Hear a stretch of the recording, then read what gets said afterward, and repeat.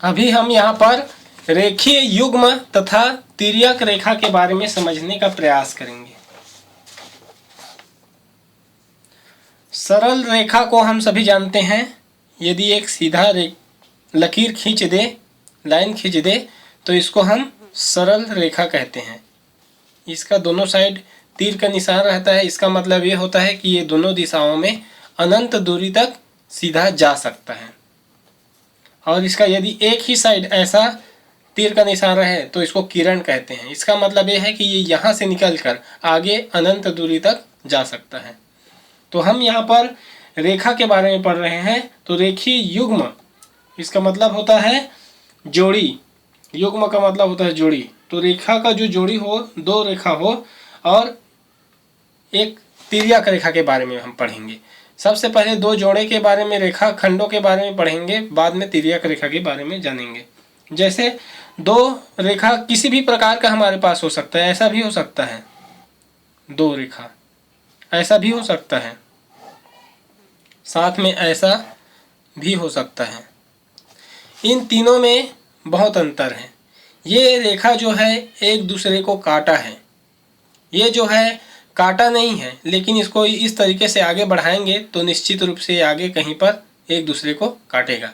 लेकिन ये जो दो रेखा है, रेखा का जोड़ी है, रेखाखंड का, ये कितना भी हम इसको आगे बढ़ा दें, ये कहीं पर भी एक दूसरे को नहीं काटेगा। इसलिए इस प्रकार के रेखाओं के जो जोड़ी होते हैं उसको अलग अलग नाम से जानते हैं। इन दोनों को हम प्रतिच्छेदी रेखा कहते हैं, क्योंकि ये एक दूसरे को काट रहे हैं। और इस प्रकार के जो रेखा के युग्म होते हैं उसको कहते हैं हम समांतर रेखा, जो कभी भी एक दूसरे को नहीं काटते हैं, और कहीं पर भी इसके एक दूसरे के दूरी को नापेंगे तो समान दूरी आएगा। इसलिए इसको समान अंतर या समांतर रेखा कहते हैं। इन रेखाओं को पहचानने के लिए हम अलग अलग नाम देते हैं। जैसे इसको एम दे सकते हैं, इसको एन दे सकते हैं। इन सभी को भी हम एम, एन या दूसरा नाम दे सकते हैं, एम दे सकते हैं, इसका एल दे सकते हैं। ऐसा अलग अलग रेखाओं के नाम दिया जाता है ताकि इसको पहचानने में आसानी हो या उसको बोलने में आसानी हो। अब हम जानते हैं कि रेखाखंड के दो जोड़ी को हम रेखीय युग्म कहते हैं। अब हम तिर्यक रेखा में के बारे में जब पढ़ेंगे तो सबसे पहले हम एक तीन समांतर रेखा खींचेंगे। अब हम इसको कहते हैं कि ये तीन समांतर रेखा है, अर्थात तीन रेखाखंड है जो समांतर है, अर्थात इसके बीच से कहीं पर भी नापने से ये बराबर होगा। तो इसीलिए इसको कहते हैं हम समांतर रेखा। अब उसके बाद आता है संगामी रेखा। संगामी रेखा हम किसको कहेंगे? संगामी रेखा, जब कोई रेखा इस प्रकार से खींचा जाता है, तीन रेखाएं, तो हम ध्यान से देखते हैं तो पता चलता है कि तीनों रेखा एक दूसरे को जिस जगह में काटा है वो बिल्कुल एक बिंदु है। इसी बिंदु पर तीनों एक दूसरे से कटे हुए हैं। तो ऐसे तीन रेखा का जब सामंजस्य होता है तो उसको हम संगामी रेखा कहते हैं। अब हम देखते हैं तिर्यक रेखा। ये तिर्यक रेखा आखिर है क्या? जब दो रेखा चाहे समांतर हो चाहे समांतर न हो, इस तरीके से खींचा जाता है। एम और एन नाम दे सकते हैं इसको। और एक तीसरा रेखा जो है इस तरीके से दोनों रेखाओं को काटता है, तो इस काटने वाले रेखा को हम तिर्यक रेखा के नाम से जानते हैं। इसका नाम हम दे सकते हैं एल या कोई भी नाम दे सकते हैं। तो एल जो है रेखा एम को भी काटा है और रेखा एन को भी काटा है। जिस जगह को काटा है उसको हम अलग से नाम दे सकते हैं ए और बी। तो रेखाखंड एम और रेखाखंड एन को तिर्यक रेखा एल ने काटा है। एम को ए पर काटा है और एन को बी पर काटा है यहाँ पर। तो एल एम और एन का तिर्यक रेखा है। ये जो एल तिर्यक रेखा है वो एम और एन के अलावा जितने भी रेखा रहेंगे सभी को यदि काटता है तो सभी का तिर्यक रेखा ये कहलाएगा। यहाँ पर एक और हम रेखा खींच सकते हैं, अलग से नाम दे सकते हैं, ओ नाम दे सकते हैं। तो एल जो है एम एन और ओ तीनों के लिए तिर्यक रेखा का काम कर रहा है, तीनों का तिर्यक रेखा है। इसमें एक बात ध्यान देना है कि यहाँ पर ये जो है नाम दे सकते हैं इसको एल एम और एन। अगर ध्यान से देखें तो एन भी इसको और इसको काटा है, एल और एम को। यहाँ पर एम ने भी इन दोनों को काटा है यहाँ पर, और एल ने भी एम और एन इन दोनों को भी काटा है। परंतु दोनों के काटने में अंतर ये है कि ये जो है, मान लेते हैं एल ने इन दोनों को काटा है तो ये एक ही बिंदु पर काटा है, लेकिन तिर्यक रेखा का अंतर ये होता है कि तिर्यक रेखा अलग अलग समान रेखाओं को अलग अलग बिंदुओं पर काटता है। जैसे एम को यहाँ काटा, एन को यहाँ काटा और ओ को यहाँ काटा है, एक ही बिंदु पर नहीं काटा है। अर्थात तिर्यक रेखा होने के लिए अलग अलग बिंदुओं पर अलग अलग जगह पर रेखा को काटना चाहिए, एक ही बिंदु पर नहीं काटना चाहिए। यहाँ पर मान लेते हैं हम एक, यहाँ कोई भी जगह यहाँ पर एक और रेखा ऐसा खींच देते हैं जो P कहलाएगा।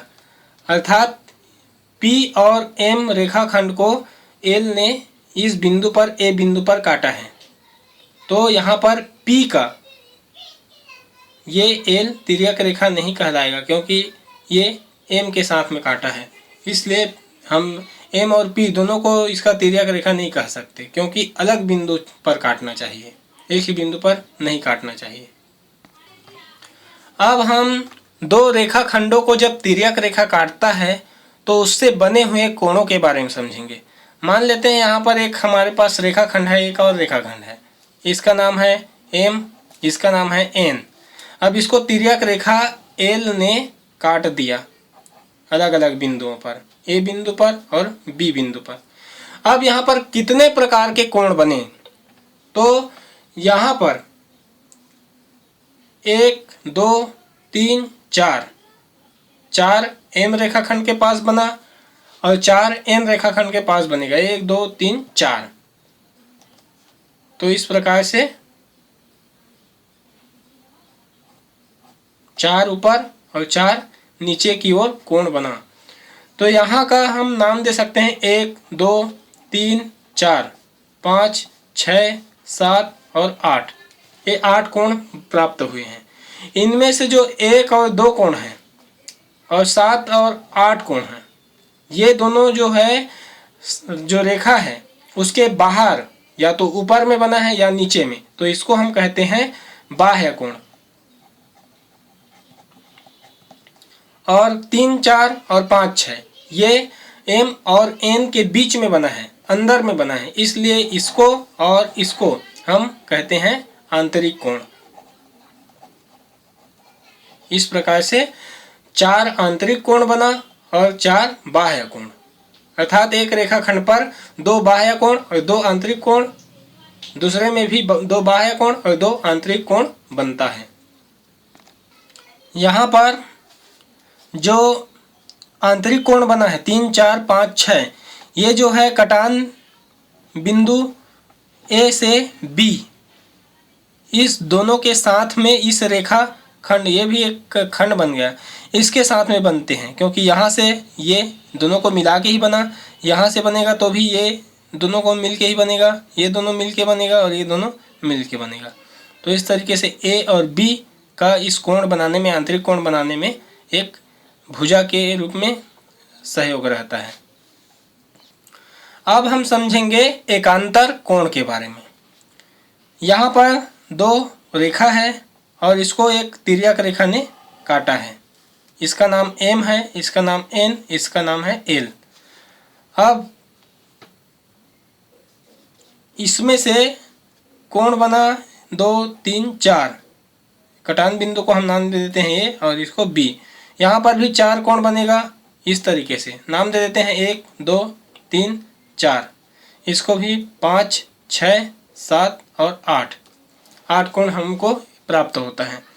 अब यहाँ हम बाह्य एकांतर कोण और आंतरिक अंतः एकांतर कोण के नाम से जानते हैं।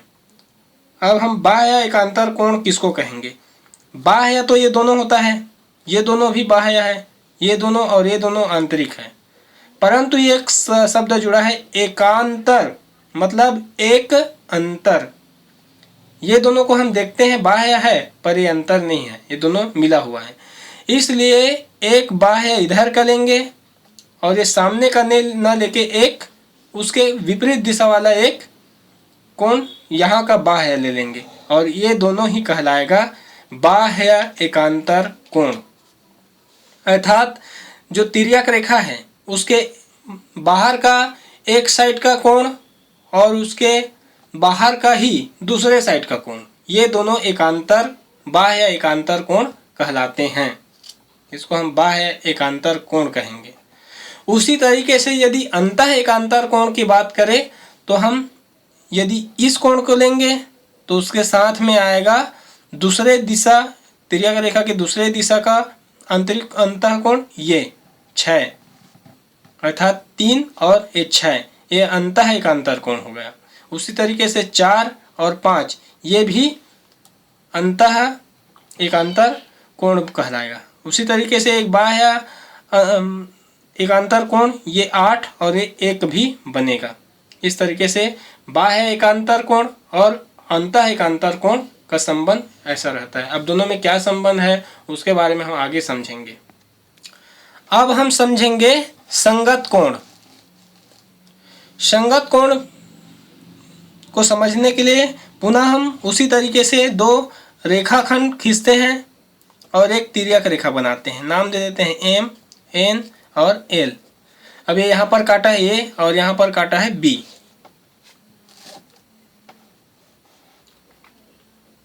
अब हम जानते हैं कि यहाँ पर 4 कोण बनता है, यहाँ पर भी 4 कोण बनता है और इसका नाम दे देते हैं 1, 2, 3 और यहाँ 4, 5, 6, 7 और यहाँ पर 8। तो यहाँ पर हम संगत कोण किसको कहेंगे? तो संगत कोण हम कहेंगे ये और ये दोनों कहलाएगा संगत कोण। तो यहाँ पर हम देखते हैं कि तिर्यक रेखा के एक ही साइड के बने एक बाह्य कोण और एक अंतः कोण,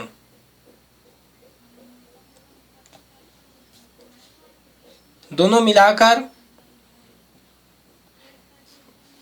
संगत कोण बना है। यहाँ पर हम देखते हैं कि यहाँ 2 रेखाखंड हैं M और N और दोनों के ऊपर में जो कोण बना हुआ है, अर्थात दोनों रेखाओं के रेखाखंड के ऊपर में बनने वाले कोण जो तिर्यक रेखा के एक ही साइड में हो, वो दोनों ही संगत कोण कहलाते हैं। अर्थात ये 6 और 2 ये संगत कोण होगा। उसी तरीके से 5 और 1 ये भी संगत कोण ही कहलाएगा, ये भी संगत कोण होगा। ये हो गया M और N रेखाखंड के ऊपर। उसी तरीके से नीचे वाले दोनों भी संगत कोण होगा, जैसे 3 और 7 ये दोनों भी संगत कोण होंगे। उसी तरीके से 4 और 8 ये भी नीचे के दोनों तिर्यक रेखा के एक ही साइड वाले और दोनों के दोनों नीचे भी के जो कोण हैं वो भी संगत कोण कहलाएंगे। इस तरीके से हम संगत कोण के बारे में स्पष्ट समझ गए। यदि हमको इस संगत कोण को नाम से पुकारने बोलेगा तो हम यहाँ पर कोई नाम दे सकते हैं अलग से और एस दे सकते हैं, यहाँ टी दे सकते हैं। अब आराम से बोल सकते हैं कि इस कोण और इस कोण को कैसे लिखेंगे, संगत कोण है करके। तो इसको ऐसे लिखेंगे, कोण एल ए एम। तो लिखेंगे यहाँ पर एल ए और एम। इसके संगत कोण होंगे ए बी और एन, ए बी और एन।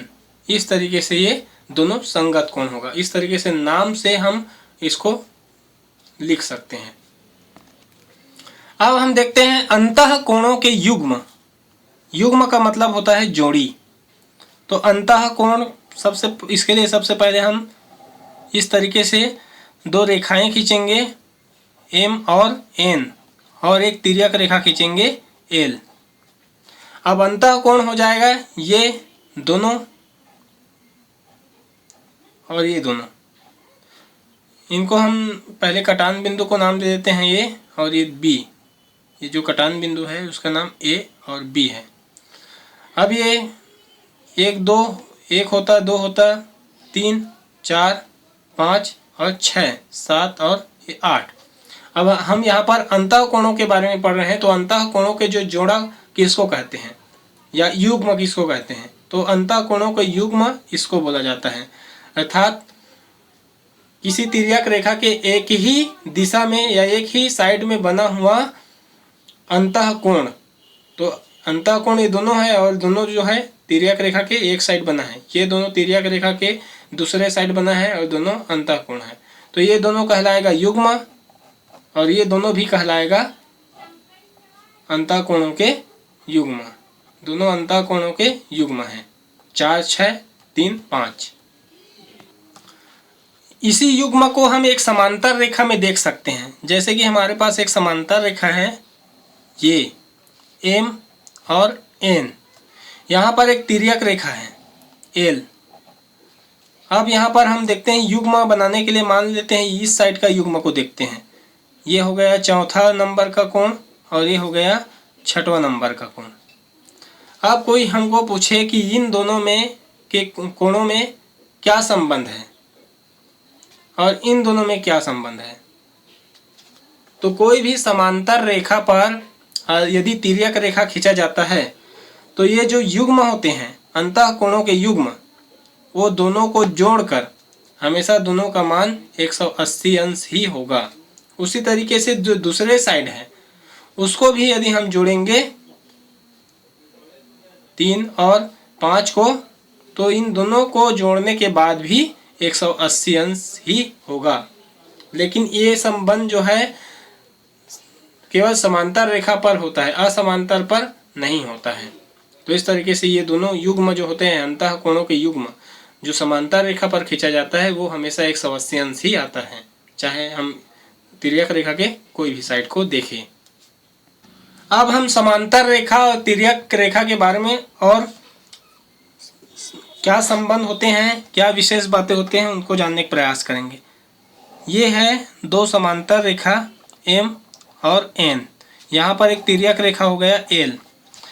अब इसके जो संगत कोण है, संगत कोण का मतलब होता है जैसे यहाँ पर कोण को हम नाम लिख देते हैं 1 2 3 4 5 6 7 8।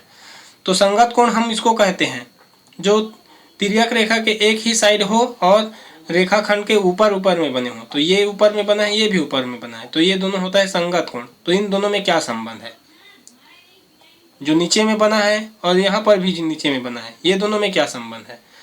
तो अगर समांतर रेखा पर कोई तिर्यक रेखा खींचा जाता है तो उसके जो संगत कोण होते हैं वो हमेशा बराबर होते हैं। संगत कोण हमेशा बराबर होते हैं। उसी तरीके से ये नीचे वाले जो है 4 नंबर का कोण बनेगा और 8 नंबर का, वो भी हमेशा बराबर ही होगा।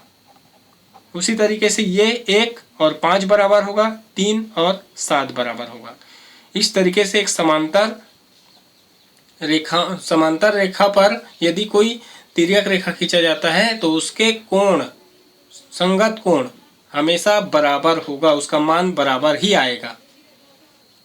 इसके साथ ही हम देखते हैं एकांतर कोण के बारे में। समांतर रेखा में एकांतर कोण में क्या संबंध है? तो एकांतर कोण को जानने के लिए हम पुनः समांतर रेखा खींचेंगे। इस तरीके से M नाम देंगे इसका N और जो तिर्यक रेखा खींचेंगे उसका L नाम देंगे। अब इसको हम कोण को बना देंगे ऊपर 4 और नीचे 4 को 1 2 3 4 5 6 7 और 8 कोणों का अलग अलग नाम दे देते हैं। अब हम जानते हैं कि बाह्य एकांतर कोण का मतलब होता है ऊपर जो बाह्य कोण बना हुआ है, जैसे एक का कहेंगे तो इसका एकांतर कोण के लिए नीचे का तिर्यक रेखा के दूसरे साइड वाला बाह्य कोण, तो ये 8 आएगा। ये हो जाएगा बाह्य एकांतर कोण। एक समांतर रेखा के बाह्य एकांतर कोण हो गए। उसी तरीके से अगर आंतरिक एकांतर कोण कहेंगे तो ये जो होगा 3 और ये 6, ये दोनों आंतरिक एकांतर कोण कहलाएगा। तो समांतर रेखा पर जब तिर्यक रेखा खींचा जाता है तो इसमें भी एक संबंध रहता है। हमेशा बाह्य एकांतर कोण और अंतः एकांतर कोण बराबर ही मान आता है। अगर ये 120 अंश का होगा तो उसका एकांतर कोण अर्थात 8 नंबर का कोण ये भी 120 अंश का ही होगा। 3 अगर जितने अंश का होगा, मान लेते हैं यहाँ पर 60 अंश का है कोण 3, तो कोण 6 भी 60 अंश का ही होगा। तो इसको कहते हैं अंतः एकांतर कोण और इसको बाह्य एकांतर कोण, जो समांतर रेखा पर हमेशा समान ही रहता है। इसमें एक बात ध्यान देना है, जैसे कि पहले हमने संगत कोण बराबर होता है ये पढ़ा है। संगत कोण बराबर, यदि हमको दो रेखाखंड दिया हुआ है M और N और हमको ये पता नहीं है कि ये दोनों समांतर रेखा है, और हमको कोण दिया हुआ है जो संगत कोण है 2 और 6, ये दोनों बराबर है, मान लो 60-60 अंश का है, और हमसे पूछा जाता है कि बताइए M और N रेखाखंड समांतर है, तो निश्चित तौर पर वो समांतर होगा, क्योंकि हमको पता है कि समांतर रेखा पर जो संगत कोण बनते हैं तिर्यक रेखा में संगत कोण बराबर बनते हैं। तो इससे विपरीत भी वही होगा, यदि बराबर बन रहा है तो समांतर रेखा है तभी बन रहा है, इसलिए ये समांतर रेखा होगा। वैसे ही एकांतर कोण में भी वही नियम लागू होगा। यदि बाह्य एकांतर कोण का मान बराबर है तो इससे सिद्ध होता है कि ये समांतर रेखा है, क्योंकि समांतर रेखा नहीं होने पर ये दोनों कभी भी बाह्य एकांतर कोण बराबर नहीं हो सकता। तो ये दोनों में आपस में संबंध है। तो हमको कोण का मान दिया है तो हम समांतर रेखा सिद्ध कर लेंगे, समांतर रेखा यदि बताया है तो हम कोण का मान निकाल लेंगे। और यदि ये संगत कोण और एकांतर कोण का नियम का पालन नहीं हो रहा है, अर्थात कोण उसके नियम के अनुसार नहीं आ रहा है, तो आप समझ जाइए कि ये समांतर रेखा नहीं है।